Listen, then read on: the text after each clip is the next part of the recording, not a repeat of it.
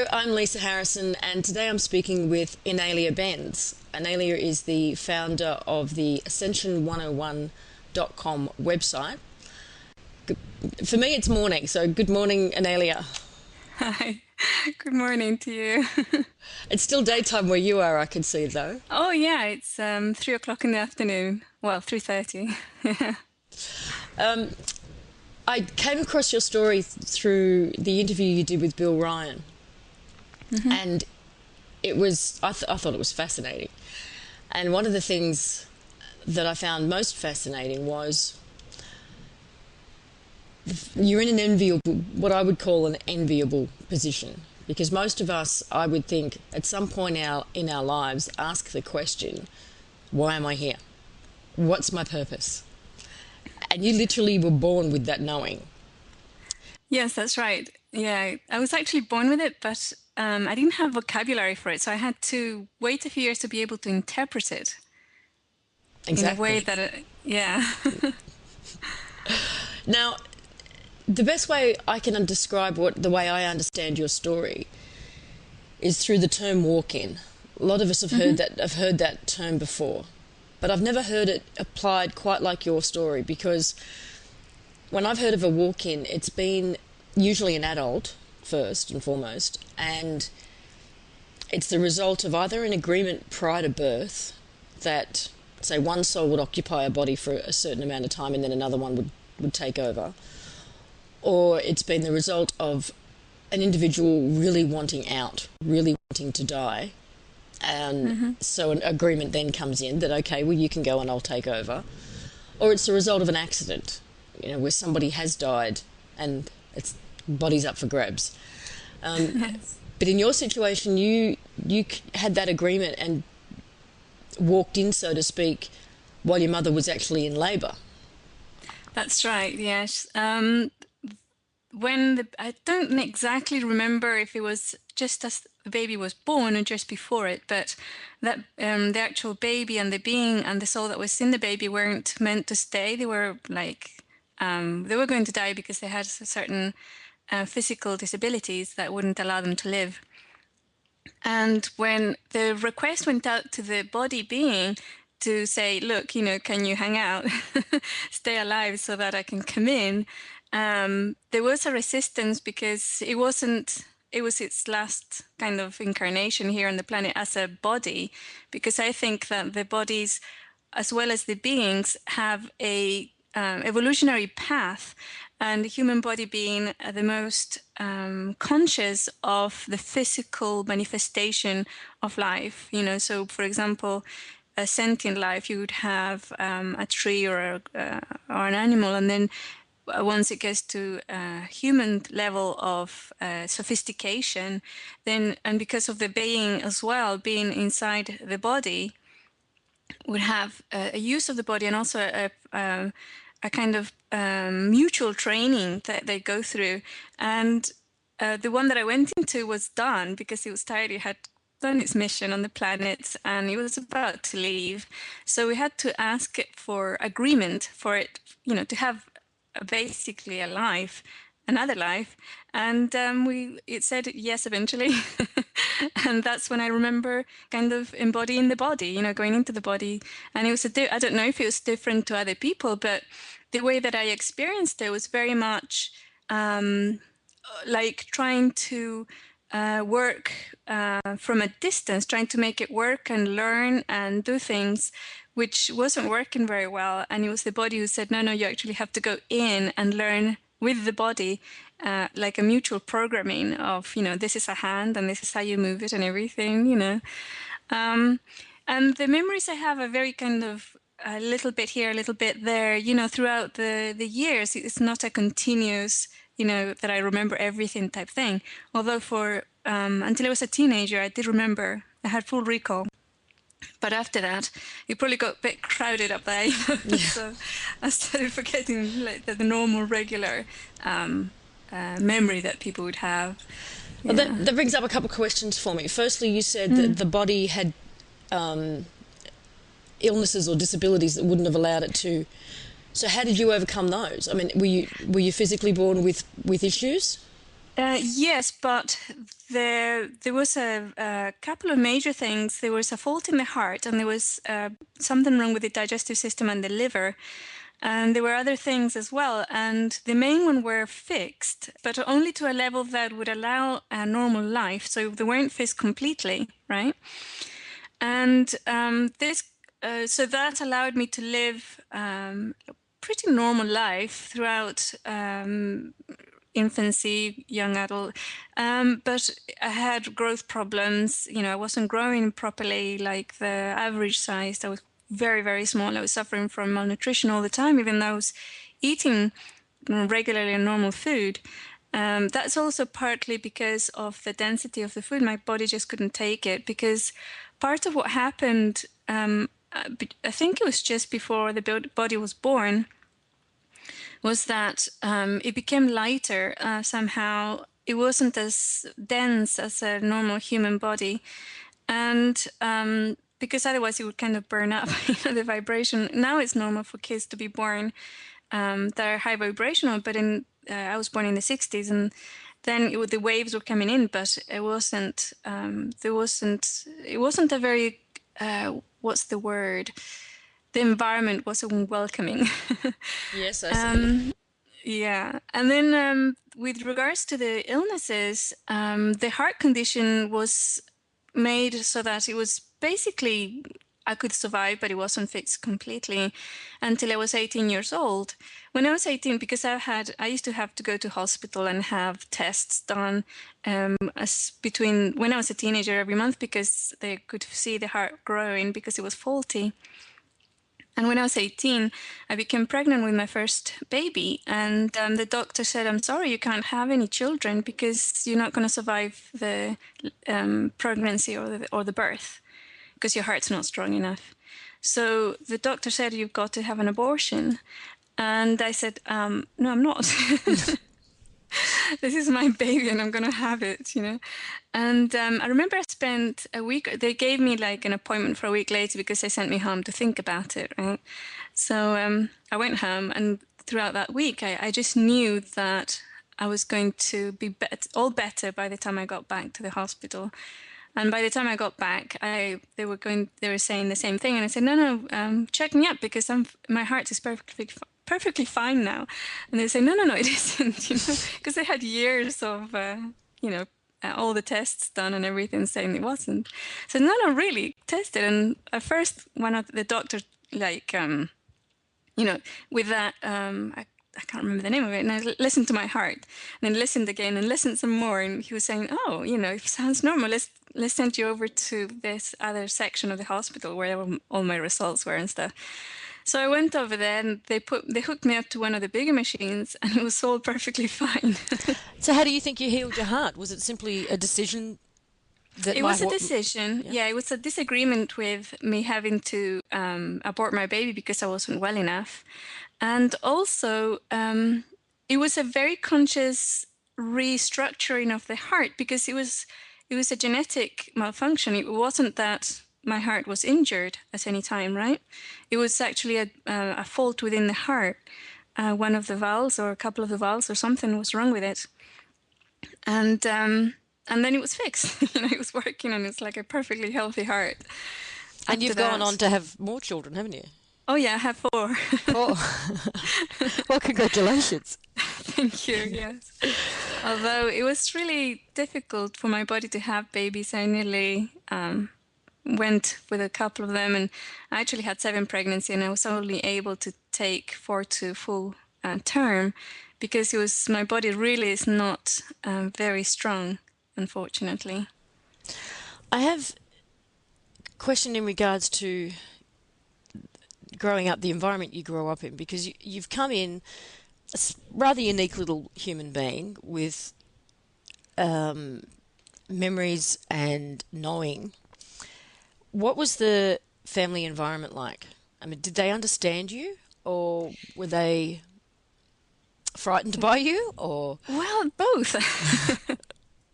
It depends on what year. When I was very, very small, my siblings are also highly aware, and my sister in particular, she was very telepathic. So when I was brought in from the hospital, in those days they used to wrap babies around really tight so the arms and legs would grow straight. And it was very uncomfortable. So I scanned the house to see if anybody could help me. And I found my sister. And I basically asked her to come in and, get me out of that place. It was very boring as well because they used to leave babies on them by themselves in a room, right? Mm-hmm. It's not like today. No. And she did. She came in and she would untie me and, put me on the floor and run away. So, in a way, she was a little bit frightened, but at the same time, she was open to communication. And in my family, there's still a kind of mystery going around my aunts, because my mom used to have 5 younger sisters, and most of them were living with her at the time. They used to think that the new baby would levitate and get out of the cot. And of course I didn't. It was my sister. Is your sister still active with that kind of ability, and you two can communicate? Yeah. Yes, absolutely. My sister, my brother, my children are all very telepathic. As they were growing up, I would, like if they were out playing and dinner was ready, I would just send a message, come home, your dinner's ready, right? Mm-hmm. And they would arrive within a minute or 2 minutes from the neighborhood. The youngest one day decided to answer back and said, "I'm still busy, Mom." And that was a problem for me. I had to go out and get him. Yeah, how do you arouse telepathically? Yes, exactly. Now, the other extraordinary aspect of you is that you don't have a history, from what I understand. Most of us here have a history of reincarnation, of soul evolution, and we've been how can I put this? We've been an aspect of Source for some time. Yes. Whereas you say you've never done that before. You're brand new. You have no history. Right. You've come straight in directly from Source. Is that a good way of describing it? Yes, a very good way. I don't have history and I don't have a projected future either. Once I'm done, I'm done. I'm not here for my personal evolution or for continuing existence as a singularity. I'm here to do a job, I'll do it, and once I'm done, I'm gone. I cease to exist. Most people wouldn't be able to talk like that. We're very attached to our individuality, I guess. Yeah, I've heard that. I completely understand it. Do you have no attachment? None. But what? How does that translate in? I mean, here you are. You've got a husband. I'm assuming you've got 4 children. There are people in your life that I'm sure you care very deeply about. How does that lack of attachment and lack of any kind of connection to outcome? How does that translate with your family? I don't really know how anybody can function with having somebody they're completely attached to at that level. I understand it at a physical level because I do find my youngest is actually 5 years old, and my body needs kind of a fix to cuddle him and kiss him every day and hug him, and for him to sit on my lap and for us to read a book or whatever. And I have the physical need to be with him. But as a being, I feel him all the time. It's like there's no separation with anybody on the planet, really. So there's no attachment I think attachment is very linked to fear of loss, perhaps. And knowing that there's no possibility of loss, because we really are all one, that goes away, that it doesn't exist anymore. Of course, if he was to die, or any of my kids or my husband were to die, or even my friends or anybody, I do feel it. I mean, when my mother died, I felt it very, very deeply. But also, I think it is very much a body feeling of loss, because the body does need to touch, to hear, to feel, to kiss. It really does. And it's the body who will never be able to do that again, not the being. It's interesting because, a lovely old lady that I knew said the saddest thing about growing old is no one wants to touch you anymore. And that you literally do crave, your body craves affection and Yes. no one wants to kiss you and cuddle you anymore. Right. Well, Right. yeah, no, I understand that. I understand what you mean. It's a knowing beyond that physical body yearning. It's that you're connected on a level that you know that that you'll never be disconnected. Right. You'll never. Exactly. Yes. Wow. Um, now, in looking at some of the interviews you've done and looking at your website, I have to say I got confused about the term ascension. Okay. Yes. Because I think most of us have an idea that ascension is something. It's a quick process, or Right. or it's literally gateways and doorways you walk through, Hmm. or it's somehow similar to the Christian version of rapture. Mm. Um, and yet I got the impression from an interview you did recently that what you're saying is that it's a more drawn out process that's going on over generations. And so can you sort of clear that up for me? What is ascension for you? What does it look like?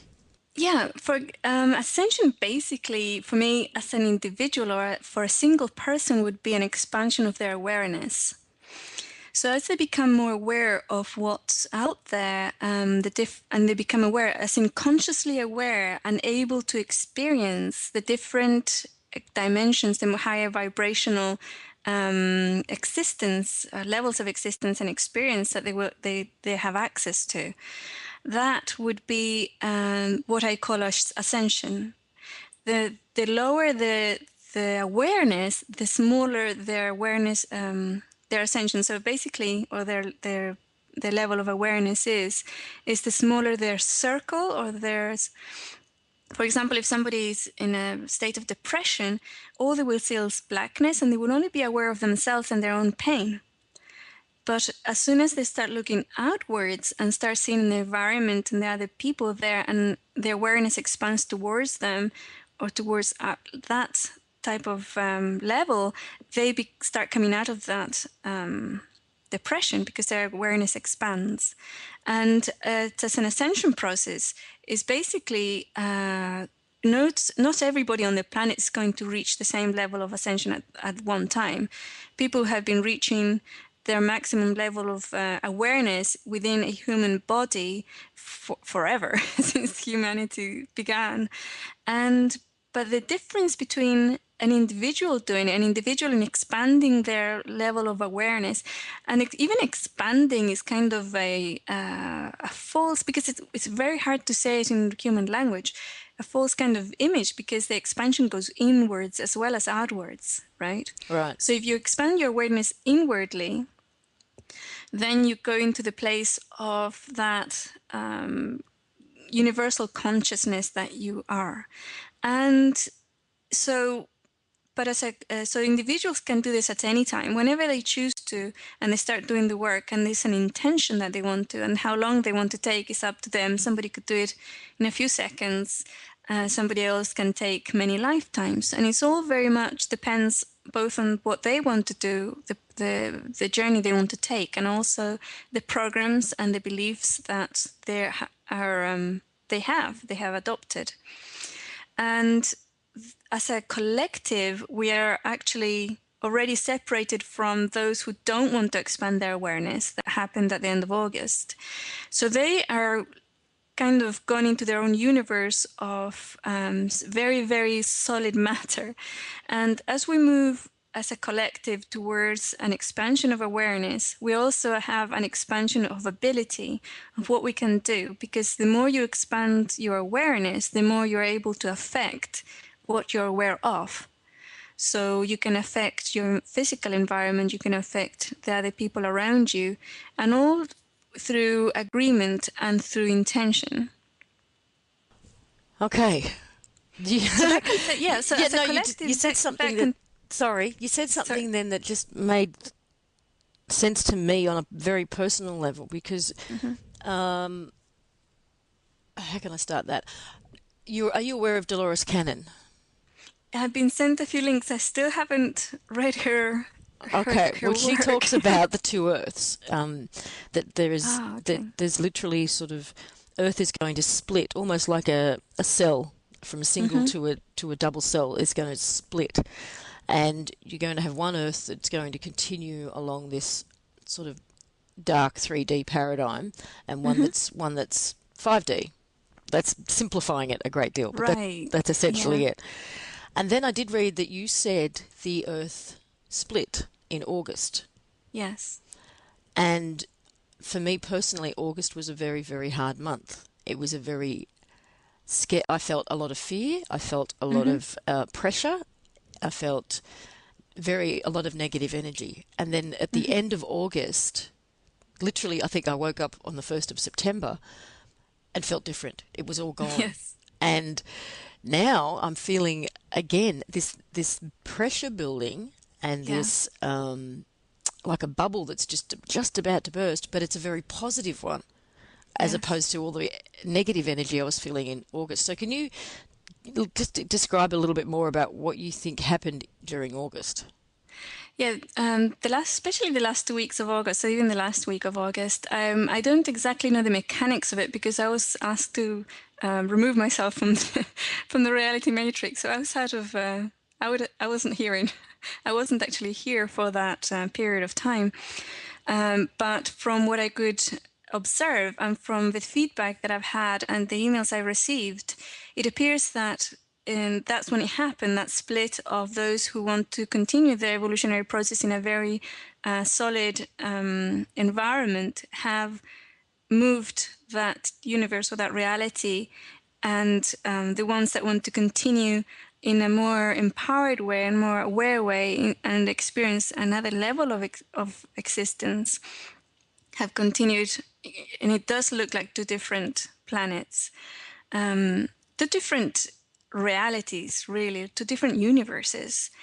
And so that's what happened then. The actual split happened. Now the people who are going from into one or the other, it really did feel that had happened then as well. So it was like a range, right? The range from 1 to 7 went into this one, and then the range from 8 to 14 went into the other one, type of thing, right? Okay. So there are ranges of experiences, but there's a definite split. And then what I felt is like what we're experiencing right now are the shadows or echoes of the old paradigm, the other one that when we were together. Because if you change reality to a human being, a person in a human body, from 1 second to the other, that human being will probably not survive. The shock to the system would be too great. So what I am seeing is like baby steps of shifts happening from now until 2017, really. That's how I'm seeing it. That we're going to accelerate because everything's going to change a lot. And even though in my website I say it'll take 3 generations more or less for everybody who wants to experience that darker life or journey to die off in their natural lives, they can't reincarnate then back onto the planet. And then you can bring in everything else about, all the plans to remove millions of people from the planet and everything else. But it's not going to, as I see it, it's not going to happen from one day to the next. I think it's going to take time because the one that we're on right now is very compassionate. It doesn't want to split a person. It doesn't want to break somebody's ego. It doesn't want to do that. It's a gradual process, but also there's a huge, enormous energy behind to accelerate it, to make it faster, to make it into a few months or a year perhaps. And that's coming from everybody who's awake and everybody who's really had enough of the long journey and wants to do it right now. So, and that's also part of it. So it's kind of accelerating and it's becoming faster. So it's going to be an interesting trip, I think. Well, yes. Among the light workers that I speak to and the general community of people that I would consider awake, it's almost like they're hanging in by the skin of their teeth, just waiting for change, bring it on.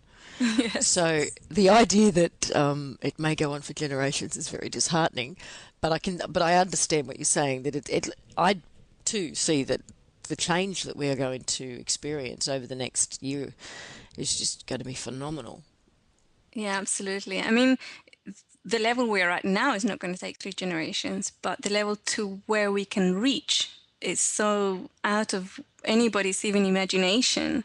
Will take generations, but I'm pretty sure that with regards to clean environment, clean free energy, and no wars, those will happen very, very quickly. And we're not going to have to wait 3 generations for that. That's good to hear. Yeah. So how does this relate to the talk of dimensions? Well, dimensions normally, when I speak about dimensions, I like everybody else. I split them into onion ring. Sorry, like the layers of an onion. But in reality, they're not separate at all. They're all occupied at the same time space, and we're all in all of the dimensions, and there are infinite amount of dimensions at the same time space, because time space obviously doesn't really exist. So we do have that existence in all dimensions at all times, but our experience is little bite-sized bits of dimensions, so that we can have that that otherness experience. And depending on the person's level of awareness, again, they can move in and out, or they can have experiences in dimensions which are beyond the 3D. Okay. I think I understand that. I don't know if that... Because we've got, for years now, we've been talking about the shift into 5D. We're going from 3 to 5. Okay. That's been the general consensus, I guess, on what this time is all about. This ascension from one dimension to another. Mm-hmm. And so I just wanted your take on how that relates to what you're talking about in terms of the split and evolution. Well, yeah, definitely. The difference, as I see it at a very practical level, is that the third dimension is very solid. It's like a kindergarten class where you have the stations and everything's in its place, and you can go from one place to another, but when the teacher tells you, and you're very safe because it's all very solid, and it's all very the child is not able to go in and redecorate the classroom. So that was a level of soul evolution that needed that safety, especially seeing as it was going to experience all that darkness as well. Right. And then you have what I see as the dimensions going to fourth, fifth, sixth, and so on. They become more and more pliable and less solid. So as we move into the fifth dimension, it would be an experience of having a lot of synchronistic events happen, actual physical manifestations very, very quickly, and also changes in the physical environment as we think of them, and they're aligned with our dharma, our missions here on the planet. Yeah, I'm certainly noticing, not only in my own life, but in those that I'm connected to, and around the world, thankfully, via the internet, that our 5 senses are expanding so rapidly. We're seeing things, we're hearing things, we're feeling things physically that we never used to. Yes. And you only have to do, say, a YouTube search for ghosts or orbs or anomalies or anything like that, and you'll find that the number of videos now, the number of times people are actually seeing things and being able to catch them on film is just growing exponentially. It's extraordinary. Oh, yeah. So it's definitely happening. Now, what I wanted to get back to, because we didn't actually go into it earlier, was talked about the idea that you were born with sort of knowledge of your purpose here. Mm-hmm. What do you feel or see your purpose as, and how do you go about actually fulfilling that? The only purpose I have is to raise the level of vibration of the planet and the collective, which is part of the planet. And it's expanded to all the collectives that are related to the planet. So all the sentient beings have had their hands or the genetic material in this collective are joined as a larger collective. And it's raising everybody's level of vibration. The way that I've gone about it has changed throughout my life. For many years, I had to be very quiet and not talk about my abilities or my work or anything. And the way I knew that is like I have a knowingness that comes in directly through source. And I've throughout my life, I've become very, I haven't had the problem of differentiating it from ego. Because whenever something comes through ego or through another entity, it just feels completely wrong. It feels like, I always tell people they can develop this ability of differentiation by saying a truth and then saying a lie. And the lie always feels really bad in the body, Yes. the emotional body. And so this is how I can differentiate. And this source told me to put a huge mask around me, like a big lead body around me, so nobody could see me. Even though I had that, people could kind of perceive it. People who are sensitive were able to perceive that I was different. And it did get me into a little bit of problems when I was younger. But mostly I was able to lead a normal life. And then one day I was sitting in a park and they said, okay, you have to start removing this, the armor kind of thing, right? Which I always saw it as a big lead thing. And I started removing it, and immediately a couple of people came to me to ask me spiritual questions, which was like there was the universe saying, yeah, you're doing a good job. So basically it comes in like that. And after that, I was putting a lot of information out there. I wrote a few books and everything, but I always kept my name very small. And it was all about the information, and it was written very much like a manual, like something you would get with your TV set. No personality really. It was just, here's the information, now take it. And then and that reached quite a few people. And I was also working one-on-one with light workers who had an audience, sometimes of thousands or hundreds, and maximizing their work so that when they reached their people, the people they were working with, their work would be more effective. Because I wasn't able to work with people directly. I had to, I couldn't reach them. I couldn't reach the ordinary human being who wasn't awake yet. And I probably still can't. But I could reach light workers and sensitive people and help them. I always saw it as, here were these amazing light workers and warriors who would go into the thickest of mud and get in there and bring light into those places. And I would see myself like sitting on the edge and pulling them out every now and then, cleaning their faces, giving them a bit of water and food, and then, they would jump back in. But if I tried to do that, if I tried to jump in, I would die. I wouldn't survive it at all. And my hat goes off to them, because they have been doing this for generations. Lifetime after lifetime, It's amazing. Every time I see somebody like that, I kind of start crying, because it's like, oh my God, this is amazing. Just awesome. The hugeness of their compassion, the hugeness of their heart is just amazing, amazing. And so that was just part of my work. The teachings that we put out, again, it was very small. My name would be very small in the background. And then last January, I was asked to go public. And what that meant and what I was shown was that they wanted they wanted me to present myself as a person, the same message, because the message hasn't changed, but presenting it as a person that people could identify with. And so I did. I changed my kind of, I went out and investigated it, actually.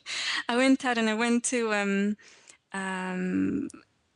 I can't remember, it's like a huge conference in San Diego with lots of teachers, some really, really big names. And I watched them and I was seeing how they were doing it. And then I, researched on the internet, how does one do this and stuff. And then I went out and did it, And the message has been picked up slowly but surely. And it does seem to reach people a lot better when they see it's a human being that's saying them, right? It's a person. And I receive thousands of emails, and a lot of them are, I'm just like you. I came here with the same mission, and thank you, because now I know I'm not alone, right? And I think one of the main things was to do that. So now I've got several more questions, but so on the one hand, your work is supporting individuals, which ultimately supports the collective in raising the vibration. But there's another aspect of your work, isn't it, where you take the dark on far more directly? Yes. Okay, tell me about that. I don't have any attachment to either light workers or dark workers. Anybody who wants to engage at that level, at an energy level, will be engaged. Now, with regards to working one-on-one with light workers, I'm not able to do that anymore because of the collective work has become the main method to reach millions of people with this message, even if they just hear it a little bit and it goes into their mind and they can start doing the work. And that's why all the tools are there so people can do them themselves. It's very simple. They just have to process their fears and their low vibrations. And by doing 1 millimeter every day, they raise the overall level of vibration of the planet. Now, with regards to the dark workers, again, I don't have any judgment and I don't have any attachment to what they do. And if they want to engage, and the only difference is that the way they engage is different, right? They normally attack or become extremely hostile, and so that's their language, that's the way they were raised, that's the way they're vibrating, that's their reality, and there's no judgment on that. However, when they do engage, I then have the freedom to focus on them, and as I focus on them as a human being, then source comes through and affects them whichever way their higher self wants them to go, whether it's to basically catalyze them into light, or to send them back to source, or to remove them from this reality. It's really their choice. But the thing is, they can't stay here vibrating at that level anymore. Right. That's So the difference. when you say engaged, are they seeking you out? Are you seeking them out? Or are you being told where It to varies. go? Okay. It varies very much. Sometimes I have been asked to go out and look for somebody, and I will bug them until they engage, right? I will just hang around, and they can't not engage. Up to now, they will have always engaged. When you say that you seek them out and hang out and annoy them, you're talking purely on an energetic level. I mean, you're not physically going around and knocking on people's doors. No, not a physical level. No, it's all mystical work. Going out through I don't know, how would you describe it, the etheric levels, I don't know, a conscious level, shared awareness. These guys and women, they're highly trained, and they know how the system works. Yes. And sometimes they do. I mean, I have had people arrive here, and I'm aware of them. I've had artificial enhancement of attacks, psychic attacks, and also natural ones, or of individuals coming in. But they are. It doesn't really matter if they're artificial or if it's an individual. If you don't engage them at their level, they can't do anything, right? I will know when somebody's around, because the physical fear centers are activated, and I will look and says, okay, what's that? And then I will look and I'll find, and I'll seek, I will find what it is. If we don't agree with it, even an artificial event cannot have an effect on us. You will feel uncomfortable physically.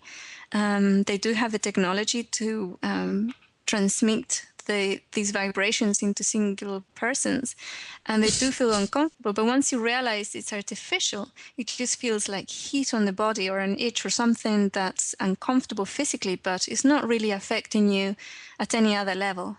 So just so I understand, what we call the dark cabal that exists here very much in 3D, what is known about them is that even though that they are doing some horrendous things on a global scale to countries as a whole and to individuals, they have to do it, they have to ask for your permission. You actually have to say yes. that they That's right. Yeah, but sometimes it can be sneaky, you see. very sneaky. Yes, you don't realize what you're doing when Right. you're giving them permission. But they have this rule, this very stringent rule that they stick by, that you Oh have yeah, to. Yeah. absolutely. Not just them, but that's one of the rules of existing on the planet, actually. Of just existing on this planet, or is that a Uh, rule of creation, full stop? well, this universe where we are experiencing reality right now, um, it's it is very much a rule of existence at this plane. That everything that happens has to be done via agreement, Yes, absolutely, yes. even if you're being tricked into the agreement. Oh yeah, yeah, That's a bit yeah. It of a has to be done. loophole in there. Oh, absolutely. I mean, if somebody, I had a really interesting one a few months ago. I woke up and I saw this dark kind of portal opening in my bedroom.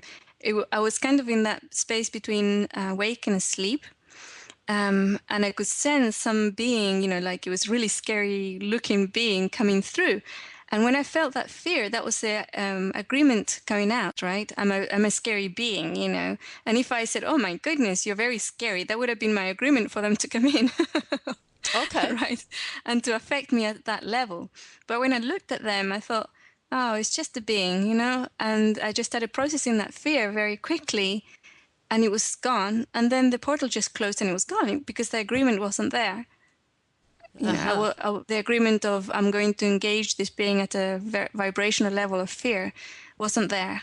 So they couldn't, that being, whatever it was, wasn't able to come through. I can share something similar that shortly after starting doing this work that I'm doing with speaking with people, I had an experience of being in bed one night and just feeling strange, like my energy was being messed with. And I'd never experienced that before. So, and I had my eyes closed and I just decided to bring my inner light out. And as I did that, I shone my inner light like a very bright light in my awareness. And what I saw was that it was full of what we would call greys.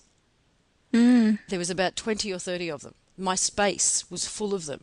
I couldn't see them with my physical eyes, but when I closed my eyes and shone the light, they were all there. And they looked stunned. They suddenly went, and it was like, oh, she saw us. And I laughed. I actually laughed at their response.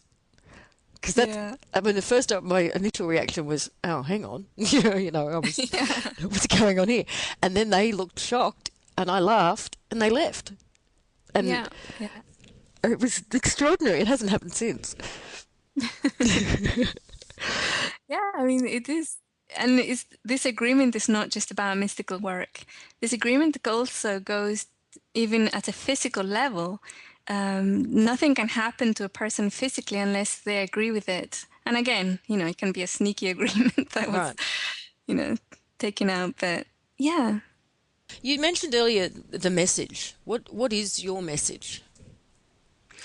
The message is to process one's own negativity, as each person process their fears. I always concentrate on fear because that's the lowest denominator, the lowest vibration. They will raise the level of vibration of the planet. It's a very responsible way to look at it for each individual. And I mean, it's not glamorous. It's not, oh, I'm going to be the hero of the planet and stuff. It's nothing like that because the time for one savior is all paradigm. Now we're all doing the work. Each individual has to take charge. And the main message is that each individual, each human being is an extremely powerful being who can move in and out of his or her time space and can manipulate, you could say, can create their own reality. And at an individual level, they can do that by processing their own fear so they can raise their level of vibration. And as they raise their level of vibration, they raise their awareness. They expand their awareness and they're able to do more. At a social level, is the realization that this control from above, as it were, is an illusion. Nobody can control another person. and all these crazy ideas, like having to pay to live on the planet, having to live in a polluted environment, people dying of starvation, having to have less people on the planet. All those things are just put on. They're not really real. They're just crazy stuff. Yes, agreed. And more individuals are realizing this, consciously seeing, oh my God, it is crazy. Yes, what's been exposed over the last few years. Oh, sorry, I've got a train going past. I'll just let that go.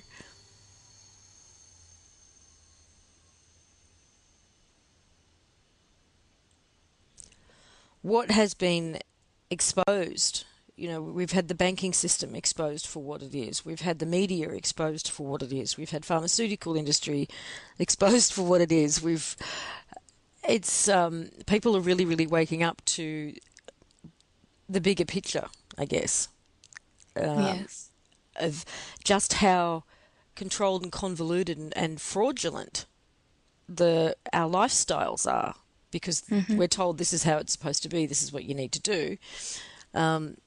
But you're right, we shouldn't have to pay anything to live on this planet, or to sustain ourselves with food. It's extraordinary. Right. Or energy. I mean, there's free energy. There has been for generations. Yes.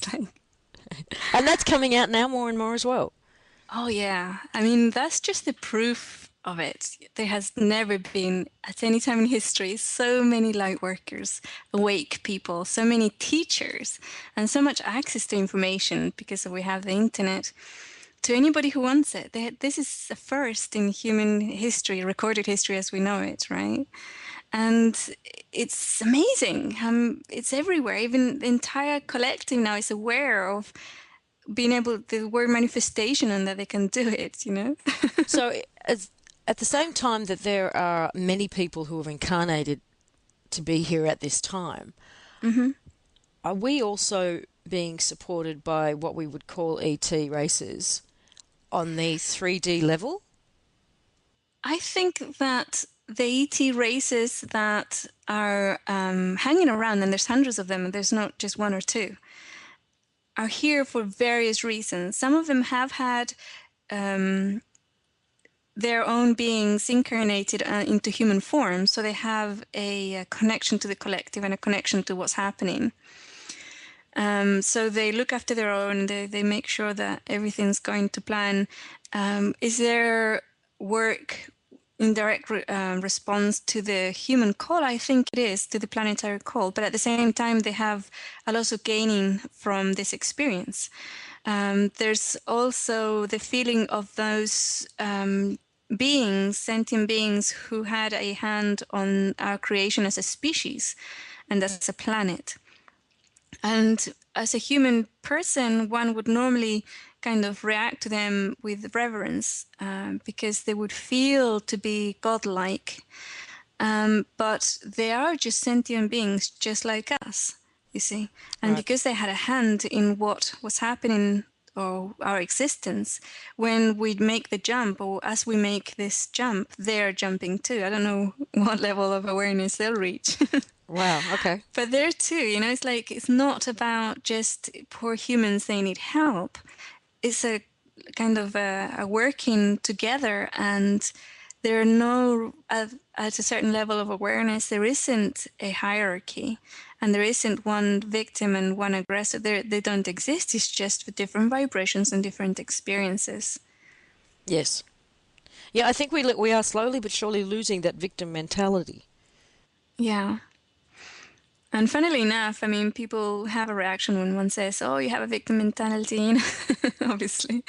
And but at the same time, anybody who says, "Oh, I can't do it by myself, please send a savior," is in that victim mentality. Definitely. Yeah. It's like, I'm helpless, you know. I know, you know, there's certainly a lot of websites dedicated to different races that are expected, or people are waiting on, to do exactly that, to come and save us. You know, right. And they seem to have millions of people in that headspace of I've just got to hang on a little bit longer because they're going to come and save me and take me away from all this. Yeah, not And going to happen. so I think it's a dangerous one to be in because Yeah. you're not living now, and you're not doing the work that you need to do now. And Right. And if you want somebody to come and take you away, there's plenty of individuals who'd love to take charge of your life and do that for you. yeah, true. So what was I going to ask you then?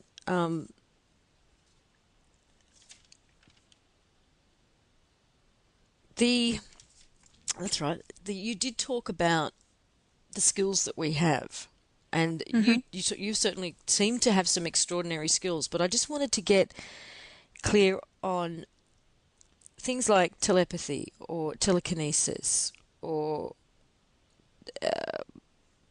you know, seeing the future, or any of these things. They're not extraordinary gifts that belong to a few individuals. No, They are part and parcel of the human ability. absolutely, yes. It's part of the human makeup, and it's, even though people say it's mental power, so this teaching has come out, it's actually not much to do with the mind at all. One uses the mind for intention and for analyzing things, but the actual doing happens within the physical and subtle bodies. So your physical body, your emotional body, and your energy bodies, those work together to do these things. For example, when communicating telepathically, it's not about sending or receiving messages, but one's mental body, perhaps one could call it, expands into or with or merges with the other person. So it's different. It's not really about this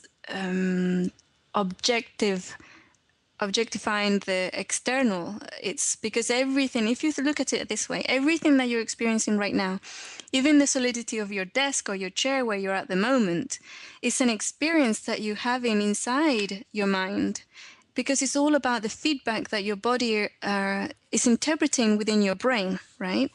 And so when we have an experience like that, it's nothing actually that we're experiencing is outside of ourselves. It's all inside. So the separation of other and us, that's the first firewall to that type of abilities.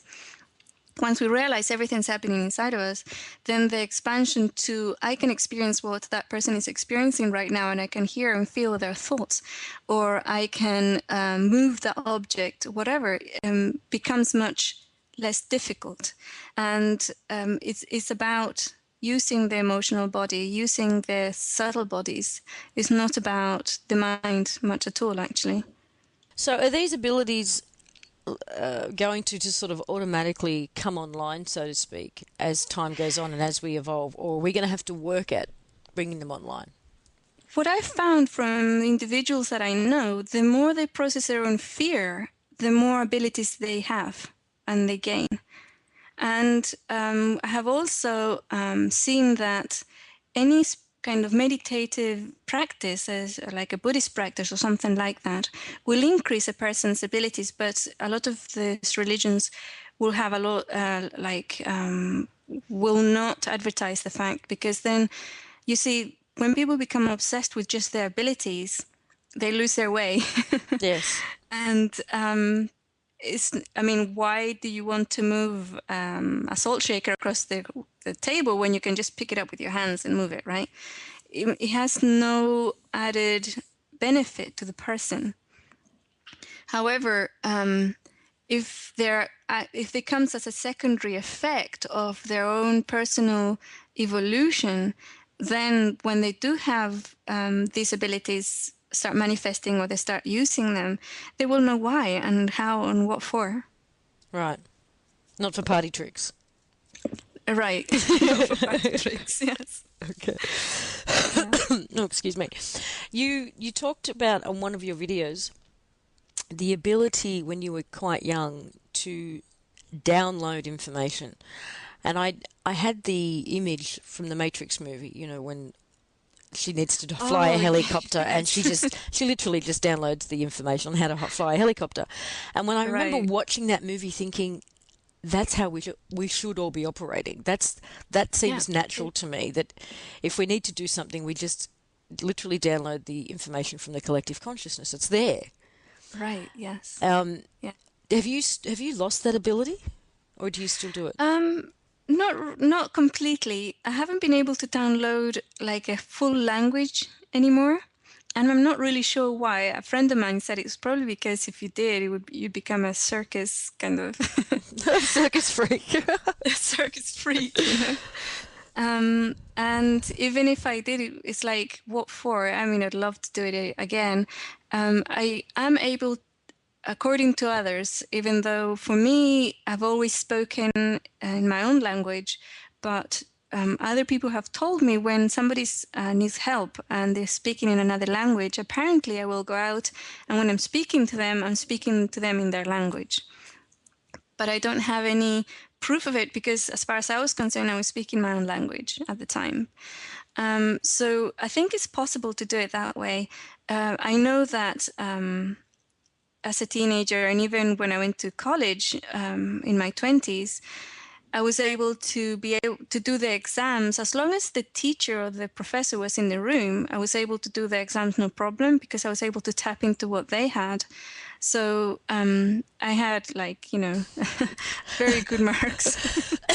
That puts a whole new spin on cheating. So Yeah, I know it does. But it was like tapping into the collective, and it was like, you know, it did backfire once. As a teenager, I was doing my maths O level. This was in England at the time, and O level was when one's 16. One takes several exams, and they used to be called O levels. I think they changed the name now. I think they're called GCSEs or something. But at the time, they used to be O levels and A levels. O levels at 16 and A levels at 18. And I was doing my maths O level, and the teacher came in. Didn't come in because he was sick. So the English teacher took the exam. oh no. Yeah, and I was in trouble. I did not do very well at all. So yeah, it can backfire. Somebody asked me, "What's your IQ?" And I looked at him and I said, "Well, it depends who's in the room when I take the test."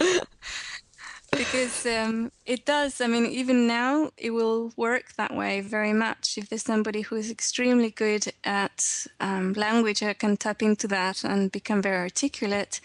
If there's somebody who's very good at cooking, I can do that. And but also with regards to if there isn't anybody there, I remember once years ago, I wanted to cook Christmas dinner and I've never done it before. And it's like the traditional English Christmas dinner with the turkey and the vegetables and everything, and I wanted everything to be perfect at 4 o'clock so I could just put it all out and it would be fabulous. And I'd never done this before in my life. So I thought, oh my goodness, I got up at 6 o'clock in the morning and I looked at all the ingredients. I thought, oh, I'm in trouble. And I closed my eyes and I actually asked for my entourage. What I call my entourage is like those guides and angels that come in to help you in life. And I said, please send a team of cooks that can help me do this. And I literally heard their instructions throughout the day to what to put when and where, what temperature.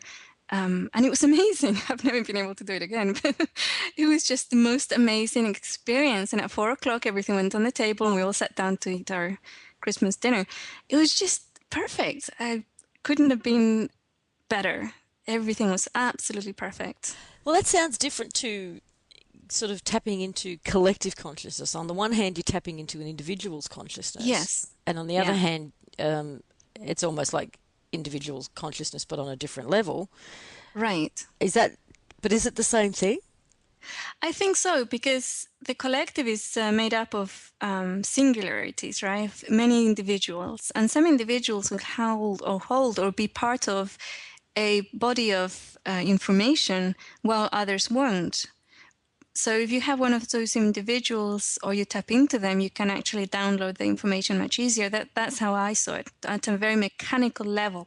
If there was somebody around, for example, there's some races on the planet, like physical races, like Latino or European or whatever, that I can access very quickly. I can tap into the race and I can look at all the information and go back, I don't know how many years or thousands of years of history or the actual feel of the race, the actual feel of the collective. their main issues and everything. And there's others which I can't access at all unless there's somebody of that race in the room with me, and then I can access theirs, right? So that's really interesting. And also, when we were talking earlier about ETs or other species, I recently had contact, again, telepathic communication contact with the Lemurians. And when I tapped into their collective, and I have no idea, maybe there was one in the room, I didn't think to ask. When I tapped into their collective, I felt their collective process of evolution and what they were doing and what they wanted to get out of this shift, right? What they were processing. And they were processing their sadness and loss of not being able to take everybody with them when their shift happened. And so I processed it with them, you know? But yeah, the collective is composed of different smaller collectives. The Lemurians and Atlanteans, from what I understand, moved to the inner earth. Some of them, the survivors. Some survivors moved there, and it's now known as Agartha, and the whole hollow earth theory. Do you have any knowledge of them or any communication with them? From my perception, it's not about a physical inner earth, but a portal into another vibration of the earth, another level of maybe slightly off from our own time-space experience. That's why the portals are needed to come in and out of them. But it's not an actual physical hollow earth. Our earth is quite molten and it's got lots of solid material in it. But they would exist within the same time space with it, but at a different vibration. That's how I can explain it myself. Mm-hmm. Do you have any communication with anyone? Well, the only communication I had was with that collective when I felt they were trying to communicate. Two people gave me different times. They felt compelled to give me Lemurian crystals. And with a very similar message when they gave me the crystal, so there was no coincidence there. And then I met somebody who was a first-hand witness of having gone into their own dimension and have walked around with them and been with them. And this is a person who I completely believe she was telling the truth, and she had no agenda or anything, and she doesn't talk about it really, but she felt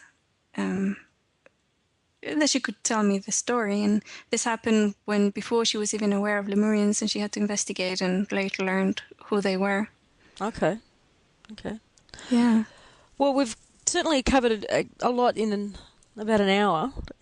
Is there anything you'd like to leave people with?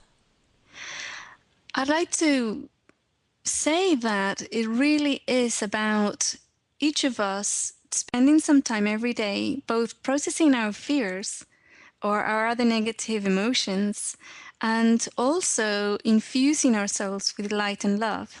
So it's two little things. One of the little exercises that I ask people to do, apart from the processing their own fear, is to simply breathe in light and love into their heart center and spend some time doing that. And as they breathe out, allow it to expand, start expanding outwards and outwards, and see if they can reach the edges of the universe. There's a challenge. Okay. Yeah. So your website is ascension101.com. And yes. There's a lot of material on there that people can go and access freely. Yes. On exercises and just also get updates on where you think we're at, because you post updates, don't you? Yes, I do. I post updates and I have lots of tools that are available. And there's also a course that's paid for, but if anybody doesn't have the funds, they can write in and ask for their copy. So nobody goes without, so there's no excuses. Oh, great. Well, thank you for that. And you've also got Inelia.com. Yes, that's more about myself and a little bit of information. And I had planned to put more advanced tools there, but that hasn't happened yet. I'm still working on that. Okay. Well, thank you so much for talking with me. It's been really, really lovely. Yeah, thank you, Lisa. Thank you for the invitation. And it's been beautiful chatting with you as well.